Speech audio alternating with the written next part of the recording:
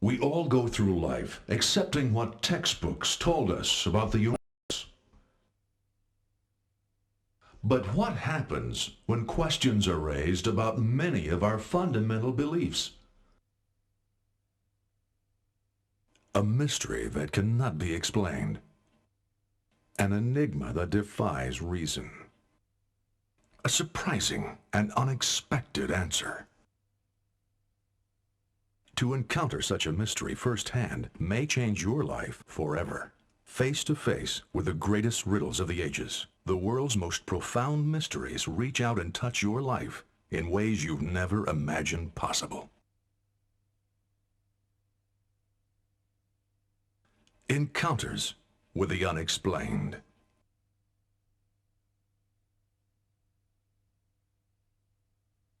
On the 9th of December, 1965, hundreds of witnesses in Michigan, Ohio, and Pennsylvania saw an unidentified flying object streak through the sky. But it was the people of Kecksburg, Pennsylvania, who not only saw, but actually found what many claim was a vehicle from outer space. The object was clearly seen, not just falling, but appearing to land in the woods nearby. Within 2 hours, armed military forces of the U.S. government literally invaded this small Pennsylvania town, retrieved the object, and hauled it away. What was it that fell or landed near Kecksburg, Pennsylvania? Does the U.S. government now have an authentic UFO in its possession? For over 35 years, Kecksburg, Pennsylvania has been a town divided by a bizarre controversy. Many of its citizens claim that nothing out of the ordinary has ever happened there, while other residents claim that in December of 1965, this Westmoreland County village was briefly the home of a crashed UFO. What is the truth about this strange metal object that witnesses say crashed in the woods near Kecksburg? And why do some of them say the local people were ordered to keep quiet about what happened? What you saw out there in that field, it was nothing. Was it because they had stumbled across some top-secret government project? Or because they had seen an object that proved the existence of intelligent life on other planets? To learn the truth, we'll have to go back to that December afternoon in 1965.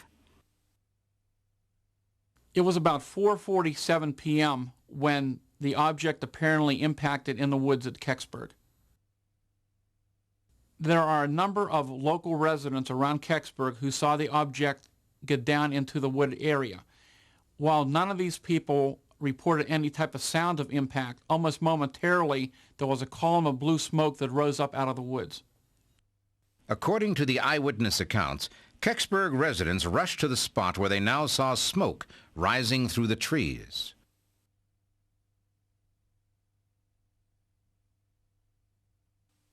There, they say, they discovered a metallic object partially buried at the bottom of a ravine, still smoking from its long descent through the Earth's atmosphere. Kecksburg resident Jim Romansky says he was one of the first to locate the object at the bottom of a densely wooded ravine. Here was this large metal object in front of me. I've described it as a large acorn. And the reason I say the acorn is because around the bottom of this object there was a bumper that went the whole way around this thing. It was dented and it had a very distinct color. This thing was a bronze, copper, steel. It was a color that it's very hard even to describe. Then, according to Romansky and many other witnesses, armed U.S. soldiers began to arrive with trucks and other heavy equipment. You know, the military started coming in. We were under martial law. Jeeps, trucks everywhere. The MPs were at every corner. Down through the woods come two guys. Trench coats, crew-cut hair. He looked around, he looked at the object, he looked at us, in a very authoritative voice, told us that this area is now quarantined, it's restricted, to get out. Okay, guys, let's split it up. According to Romansky and many other witnesses interviewed by Stan Gordon, the object only remained in the ravine for a few hours because the soldiers who had so quickly arrived on the scene recovered the object and took it somewhere else. Here comes this big flatbed truck. The back of this flatbed, they had this big tarp on it, and it was stretched down around this object. And it had the same outline. In fact, I know I could see the bumper under this tarp because you could see the shape of this thing. The tarp was pulled so tight that you could see the shape. And I knew in my mind that was what they brought down off that mountain, the object. The military truck with the flatbed trailer with the object on it departed late that evening from Kecksburg. And from information we now have, the truck continued on and it went to Lockbourne Air Force Base in Columbus, Ohio, where it stayed over for a short period of time. From there, it went over to Wright-Patterson Air Force Base in Dayton, Ohio. It seems very likely that our government had tracked the object and they had notified the quick response recovery teams that are involved in this type of operation. Since the object was taken away and to date at least never seen again, you might think that as far as the residents of Kecksburg were concerned, the incident was over.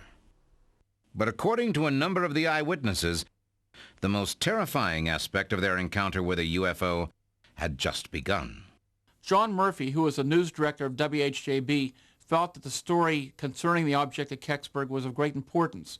So he did a lot of investigation on the case and interviewed a number of witnesses who had been involved or had knowledge about the incident. Now, what exactly did you see? I saw a ship falling from the sky and was burning. Is that what you saw, ma'am? Uh-huh. It was in the shape of an acorn, came down out of the sky, and it just landed really smoothly in the woods. It had interesting writing on it, like nothing we've ever seen in this world. Writing? You sure it wasn't like Japanese writing or something that you No, haven't positive. seen before?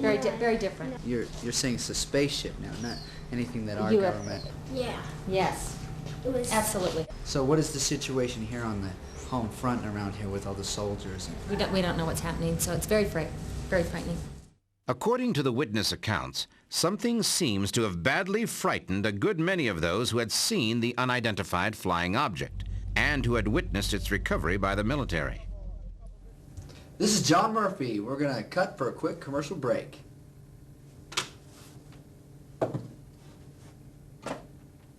Hello, this is John. Mr. Murphy? Yes. Sally? Hey, Sally, how are you doing? Listen, about our interview? Yes, that was a great interview yesterday. You and your son did a good job. Well, I know I thought I was short, but I'm not. And I made a big mistake, and you need to not air it. What? Well, people make mistakes, and I was wrong. Thanks a lot. Bye.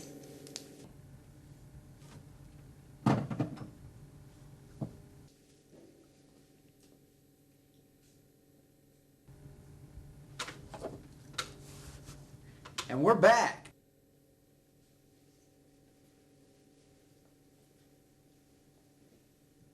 It seems as though something must have occurred between the time of the interview with John Murphy and the time that the radio special was to be aired, because of the fact that these people were willing to be interviewed and then suddenly they decided they didn't want their name or any information aired with this report. Why?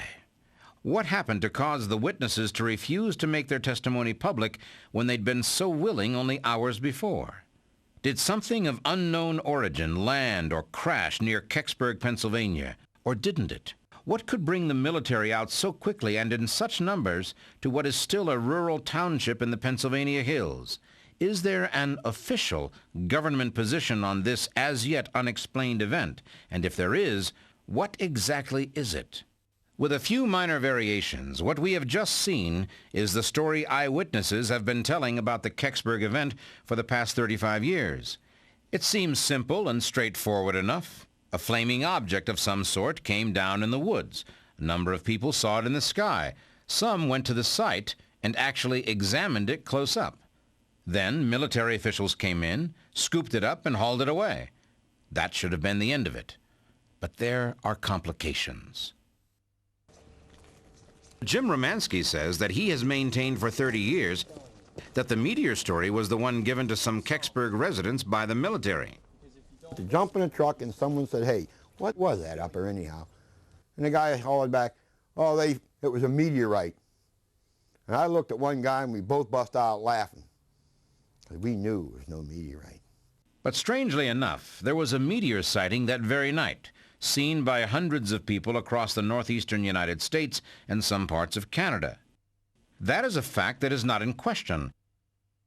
But could it have been seen in Kecksburg? A typical meteorite event is one of the most spectacular things that is fairly commonly observed on the Earth.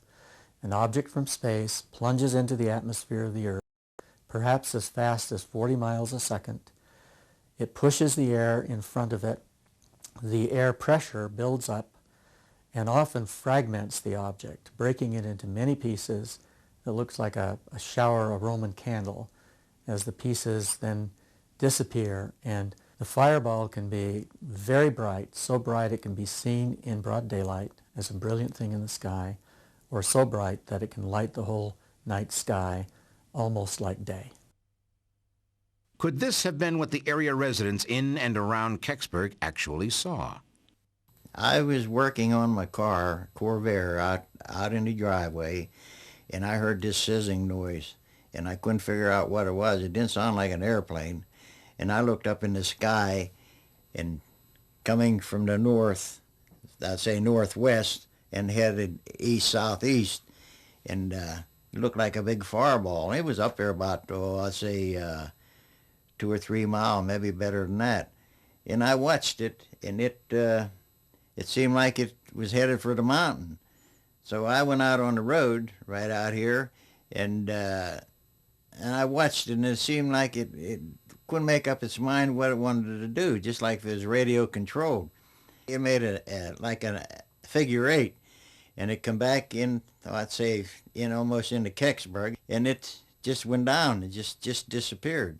There are two things that you can guarantee with almost every fireball event.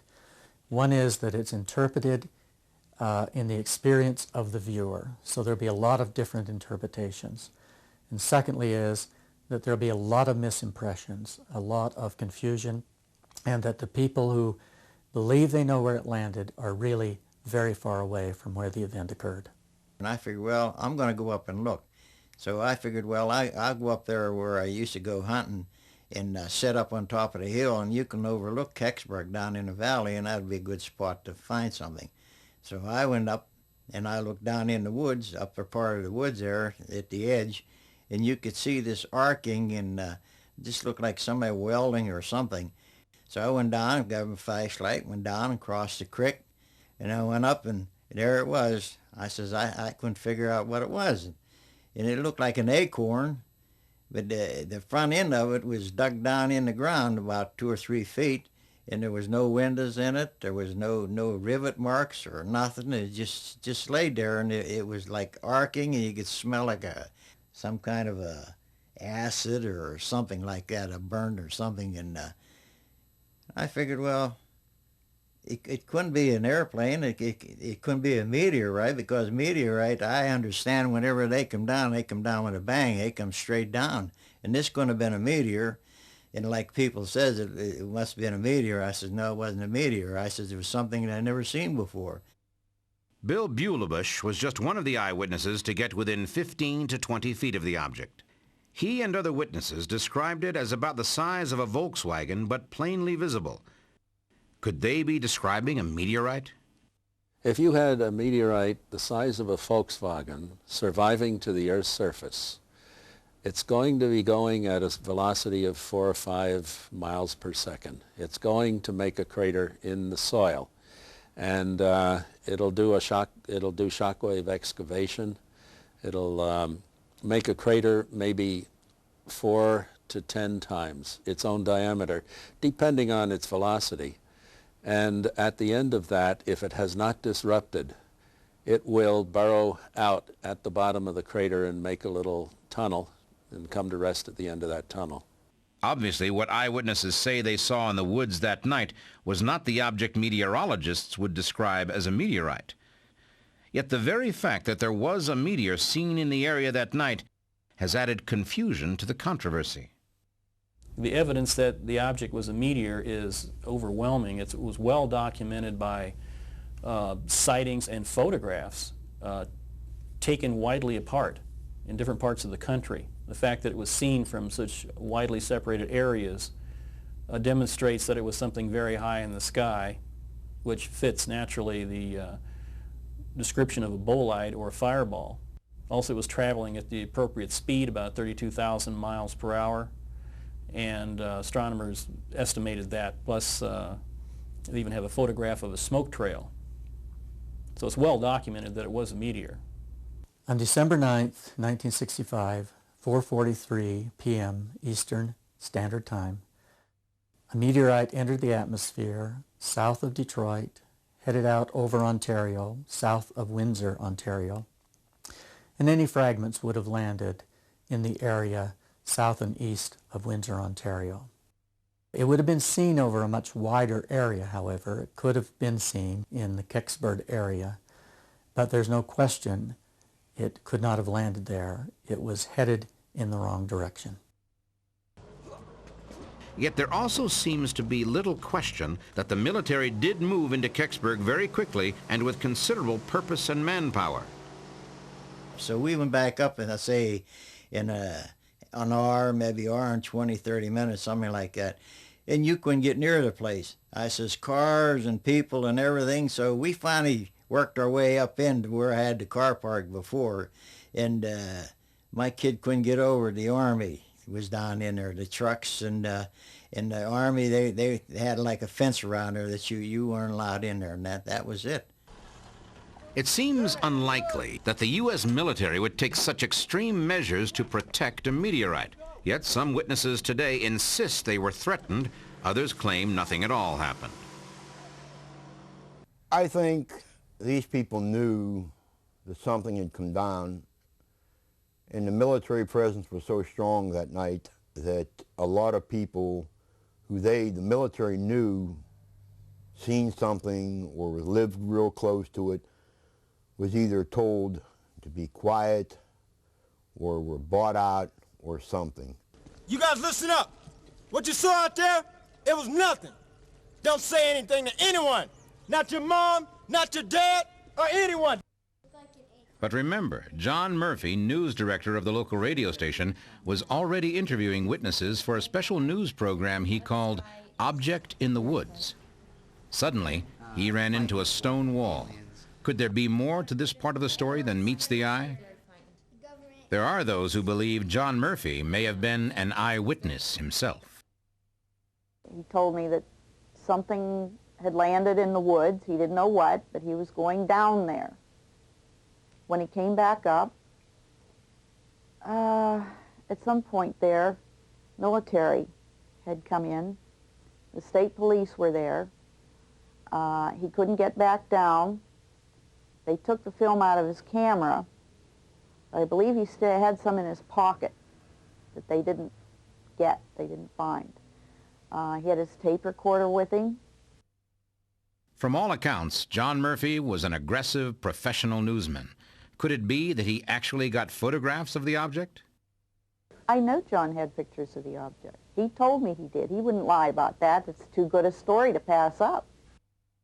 But unfortunately, John Murphy never got to tell his story. We received other calls early tonight from some other people who said they had changed their minds now at the last minute and did not want the statements they had made over this past weekend used on this radio program tonight. One person said that they was afraid of the state police, and another person said they did not want to get in trouble with the Army. A week or two after that, after they had censored, or the program had to be so censored, that he clammed up all of a sudden himself, wouldn't talk about it. Somebody had to have gotten to him, because it was very unlike John to just drop something. John apparently let the matter drop for several years, but a few weeks after giving Stan Gordon a copy of the complete, uncut tape that he never got on the air, John Murphy was killed in a bizarre hit-and-run near Santa Barbara, California. As I read on the police report, he was looking at are crossing the road to look at the oil slicks up in Santa Barbara at 10 o'clock at night. Why would he cross a road at 10 o'clock at night to see an oil slick? The whole thing didn't make sense. It's like, somebody want to shut him up? We may never know. Even the tape given to Stan Gordon has mysteriously disappeared. All of that notwithstanding, the official government position even today is that what actually came down in Kecksburg was a meteor. Plain and simple. A flaming object that made a controlled landing. A metallic shape without joints or seams. Strange markings unlike anything on Earth. Rapid military deployment. If all these clues are based on fact, do they indeed add up to some kind of spacecraft from another world? Or is there some other possibility that might excite that level of government interest? It is not disputed that the military gathered up and hauled something away from Kecksburg that night. We can safely assume it wasn't a meteorite. So, what was it? Clifford Stone, a former military NCO involved with UFO investigations, believes he knows. I believe the United States government has the crashed remains of several UFO crashes as well as debris of several other UFOs, to include the object that was recovered from Kecksburg, Pennsylvania. My basis for this belief is on what I have observed and what I have been involved in for 22.5 years serving this great nation of ours. The government, of course, has not owned up to any such thing, and the mystery took on a new and surprising twist when reports of a secret Russian satellite suddenly began to surface. Now, there was another possible scapegoat. If the meteor thing didn't hold up, maybe the episode at Kecksburg could be fallout from a failed Russian space launch. A satisfactory explanation for what landed at Kecksburg still eludes serious researchers. Could it be there was something going on at that time the government wasn't willing to share with the public? If so, what's the point in keeping it a secret today? What was Cosmos 96, and how did it get to be entangled with the events of Kecksburg? Setting aside the idea of a meteor for the moment, there seems to be just two possibilities for what came out of the sky near Kecksburg in 1965. Either it was part of a top-secret American or Soviet satellite project, or it was some sort of vehicle that no one is willing or capable of describing. Remember that by 1965, both the United States and the Soviet Union had the capability of putting nuclear weapons in orbit, and each was desperate to learn about the technology of the other. These rockets had segments that were jettisoned in flight and that fell back toward the Earth, presumably to burn up on re-entry. This practice has continued to the present day, and we now know that sometimes large parts of these space vehicles do not burn up entirely. Occasionally, a rather large fragment will actually reach the ground intact. There has been a treaty on the books for many years that launching countries had in regard to the fact that if something of foreign origin would fall on our soil, we would recover it and make them aware of this and give it back to the launching country. Remember that the American military would have been very interested in recovering a Soviet probe such as Cosmos 96. It would have told a great deal about Russian military expertise at that time, particularly if there was any reason to believe that the object was part of a Soviet weapons system equipped with nuclear missiles. December 9th, 1965, seems to have been a particularly exciting day for things falling out of the sky. The fact is, a Soviet Venus probe launched the previous November did come crashing to Earth on that particular date. The question is, could it have come down near Kecksburg? Weapon-bearing satellite systems are not designed to make soft landings. If indeed the object that came down in Kecksburg that day was a part of such a weapon system, it first of all would not have made a soft landing, and secondly, most likely there would have been massive destruction in that area. It was launched on November 23, 1965, but its booster failed before it could be sent on its way to the second planet. It has indeed been verified from the U.S. Space Command and the Naval Surveillance Center that Cosmos 96 did indeed re-enter the Earth's atmosphere at about 3:18 a.m. on the same morning of the Kecksburg incident, and that occurred in Canada. Cosmos 96 was a Venus probe, and there are in fact similarities in the general shape of the two.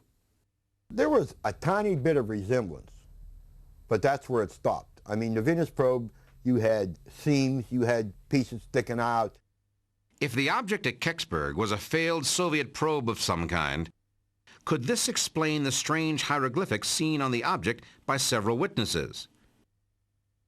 The external markings or identification markings that we have seen on many of the Soviet probes at the time would look very unusual to people who are not familiar with the Russian language or the type of lettering. And in fact, if the object had re-entered the Earth's atmosphere, there could have been some scarring and burning, and they could have looked somewhat distorted from the re-entry. My dad is originally from Kyiv. And I went to him one time and I said, Dad, I says, you could read and write Polish and Russian. He says, yeah. I said, write me something in both dialects. He said, what? I said, just write me anything. And he wrote a few things, and I looked at it, and I turned it upside down. I even held it up and I looked backwards to it. Even the Polish and Russian writing that I seen doesn't come nowhere near it. The simple fact that Cosmos 96 fell to Earth on the very same day as the Kecksburg incident seems to be sufficient evidence for many people that they were one and the same. But perhaps we shouldn't make up our minds just yet. I mean, the Venus probe, you had seams, you had pieces sticking out. It was that quick that I could look at the picture and say, it wasn't it. Because I've been a machinist for almost 30 years now. And I've cut a lot of metal, different kinds of metal. And I've never run into it again, never. So what does that leave us with? Where does the evidence point? We have to look at the possibility that, one, that the object in question may have been man-made, possibly Soviet in origin, or this could have been an extraterrestrial spacecraft. For 35 years, the object that landed at Kecksburg has been the subject of heated controversy. And there are reasons to believe that the fallen Russian space probe, Cosmos 96, could have been the object seen by so many that December day in 1965.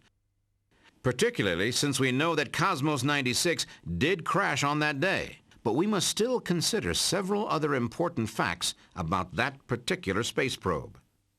What witnesses describe, of course, is the fact that the object moved slow enough that some people could actually see what looked like individual flames coming from the object. But according to what eyewitnesses describe, those who did get close to it, they describe an object that looked to have been a one-piece type of unit. Still, without the object itself, there is no final proof. Is it possible that it still might be held in some military storage facility somewhere? There have been attempts to trace its whereabouts, and until now, the search has come to a dead end. Clifford Stone, a former military NCO who served on several bases where UFOs were the subject of investigation, believes he may have seen the Kecksburg object. I was fortunate enough to have a friend at Lockburn Air Force Base where the object from Kecksburg, Pennsylvania was brought. He was able to get me into the Air Force Base, and from my vantage point within his automobile, I was able to see the object as it left the hangar. After the flatbed got a little distance from the hangar, I started to hear a high-pitched whimpering sound like that of a high-speed generator. At the same time, I noticed there was blue light emanating from underneath the tarpaulin that covered the object. As the sound got louder, the light seemed to intensify.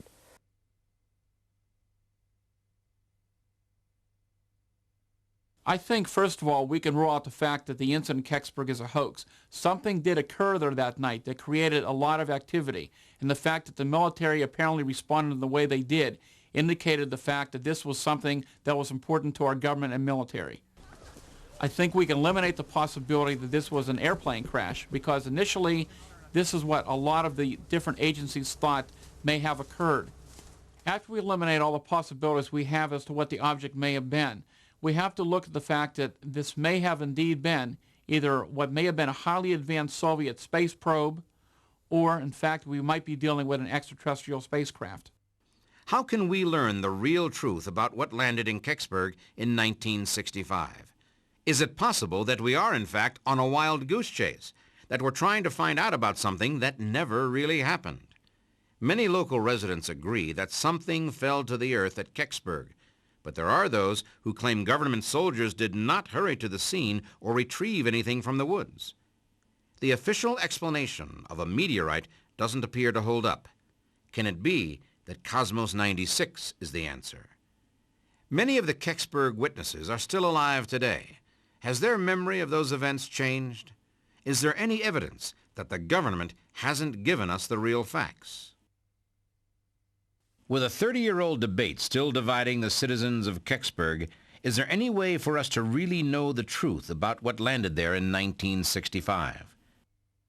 It's true, we still don't have the object itself to examine, but is it possible to learn the truth by a process of elimination? What happens if we simply eliminate those arguments that don't fit the facts?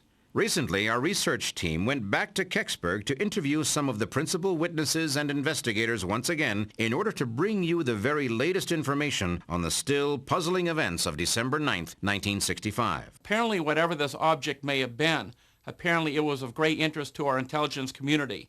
Whether or not that they were aware that something of a foreign nature had been launched and had re-entered the Earth's atmosphere and may have come down in the area, or whether indeed that they had indication this was something much more unusual. Apparently it's something they wanted to get to very quickly and wanted to get out there to recover and study. Those people who saw the object go down said it was going down very slowly as if controlled. And what we now know is the fact that several individuals apparently went down into the woods and came across this large metallic acorn-shaped object down in this ravine. So we actually have eyewitness testimony, the people seeing this object coming in, apparently making some turns, coming down very slowly, and in fact that there is a solid metallic object down in the woods. The official government response is that people had seen only a bright meteor in the sky. The only official government document we found that pertains to the Kecksburg event is from the Air Force Project Blue Book report, and it indicates that a search was conducted in the woods till about 2 a.m., but nothing was found. That report would seem to be at odds with a number of witnesses who have indicated over the years that a large military contingent came in quickly and took over the town. In an earlier interview, Jim Romanski told us the military not only arrived quickly, but immediately took over the central building in town for their own purposes. And as we approached the fire hall, I mean, man, you'd have thought there was an invasion going on. I mean, there were jeeps and cars and trucks parked all over the place, all military. So it's your assistant agent. It's Washington. I know what I saw. Get these people out of here right now. And there were uniforms everywhere. And as we tried to approach the door to go back into the fire hall, there was 2 armed sentries or guards, whatever you want to call them, standing there.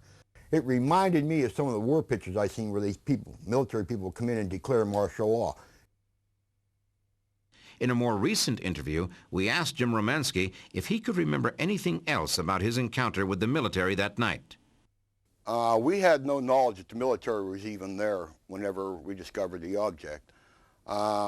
We did our preliminary search, and we were standing around waiting for someone to tell us what to do. And we had been there probably about 15 minutes. When down through the woods, here comes these 2 gentlemen, as I often called. One was carrying a little square box, ramrod stiff, long trench coats, no hats, no markings on the trench coats or anything. They come in, they looked around, they said, all right, you're ordered to leave this area, it's now quarantined. And I thought to myself, uh-oh, military. Well, we started leaving. We hadn't gone to more than 10 or 15 feet. And down through the woods, here comes military. I mean, full-blown uniforms, insignia, carrying all kind of equipment. We passed probably 5 to 10 feet away from each other. So as far as I was concerned, I did my job, did what I was supposed to do. What they were going to do now, that was their business, not mine. I got out. It was dark, it was cold, it was wet, and I wanted to get back to where it was warm. But would a meteorite be something that would attract that kind of attention from the government? It would seem very unlikely that the military would respond to a report of a meteorite falling in Pennsylvania. Historically, if there's such an account of a meteorite fall, this is something that normally attracts the attention of universities or the scientific community. But from the reports we had from civilians of armed military personnel arriving out at the scene, it would seem very unusual that they would respond to such a fall. The eyewitness testimony and the scientific analysis appears to confirm that there was a meteor visible over a wide area of the Northeast on the night of December 9, 1965. But that same evidence suggests it could not possibly have been a meteorite that landed at Kecksburg. Could it then have been the much-discussed Soviet Venus probe, Cosmos 96, which is known to have fallen out of orbit on that same date? First, let's consider the eyewitness testimony. The object that crashed into Kecksburg in 1965 was a very large metallic object that had no seams in it, no windows, no portholes, no wings, no motors that I seen, nothing protruding from it. I've seen pictures of Russian satellites, and this thing looked similar to it. It looked like the same shape and everything. It didn't have no solar panels on it or antennas. And this one here was like smooth. These descriptions certainly don't sound like any Soviet or American space probe for that matter. But eyewitnesses can be unreliable. Are there other reasons to doubt the Cosmos 96 theory? The Soviets reported that their Cosmos 96 space probe re-entered the atmosphere 13 hours earlier than the Kecksburg incident. So that would pretty much rule out that being what landed. There has been some discussion that what fell at Kecksburg may have been Cosmos 96. Now, we have known for many years that a Soviet Venus probe, which was designated as Cosmos 96, did re-enter the Earth's atmosphere at 3:18 a.m. in Canada on that same day. The incident that happened down here in Pennsylvania occurred about 4:47 p.m. that afternoon. Now, from what we understand, we've never seen any recovery reports on Cosmos 96, but we are told that it did re-enter the Earth's atmosphere in Canada that morning. Now, over the years, of course, there has been re-entry of space debris, and sometimes some materials left, other times they burn up in the atmosphere. But witnesses tell us that the object at Kecksburg appeared to be a large, solid, metallic object that was in very, very good condition. Except for trees knocked down, they were able to see the object that was not buried. We definitely know it wasn't Cosmos 96. First, both us and the Soviet Union knows exactly where Cosmos 96 crashed. Their technology may not be the state-of-the-art of ours, but it works just as effectively. So we know it crashed in northern Canada. Secondly, international law requires that the country that recovers fallen space debris return it to the launch authority, that being the country that sent it up there. Third, there has not been a protest issued by the Soviet Union protesting or recovering their Cosmos 96, and this would be a tremendous technical powerhouse for us because it represented the state-of-the-art they had at that time. And finally, if it truly was Cosmos 96, by now there would be an abundant paper trail showing that it was Cosmos 96 that we had recovered. What makes this such a great mystery, there is a total lack of that type of paperwork which would have to exist if it were not for one thing. We are lying and covering up the truth of that event as it is being explained to the American people. So the time, the location of the Cosmos 96 recovery, and all of the usual international follow-up of a known space event are incompatible with what witnesses and investigators report knowing about the Kecksburg event. But if it wasn't a meteorite, and it wasn't the Soviet space probe, what in or out of this world was it? During my tenure in military service, I was called upon on many occasions to be involved with UFO-related events. It was during one such event that I was at Fort Belvoir, Virginia. During that time, I saw a document entitled Operation Blue Fly Report 314. This document talked about many aspects, technical aspects of the UFO phenomena that we knew at that time. It also made mention of several UFO crashes. Among the crashes that was mentioned was a place called Kecksburg, Pennsylvania. In that report, it states and makes it clear that what crashed on the night of December 9th, 1965 was not an object that originated on this planet. It was, in fact, an object of extraterrestrial origin. Could it be that after all these years of searching, that there is an official government report that provides the answer? What is the government's reaction to all of this? Over the years, I have approached some of our local representatives about the possibility of doing an investigation on the Kecksburg event. And while some of these people have been very helpful in trying to find some documentation, I think some of these people are very reluctant to get into an actual investigation or a probe into the event because of the political issues involved. It is difficult to imagine that the military would take the time and effort to rush in and haul away a meteorite. And it's just as difficult to think the Russians would identify Canada as the place Cosmos 96 came down if, in fact, it had landed anywhere in the U.S. And it's even harder to imagine that all the witnesses could fabricate the same story about the same event without someone getting their wires crossed. If my memory serves me correctly, it was Sir Arthur Conan Doyle who had his famous detective Sherlock Holmes say something like this: "When all rational possibilities have been exhausted, whatever remains, no matter how unbelievable, must be the truth."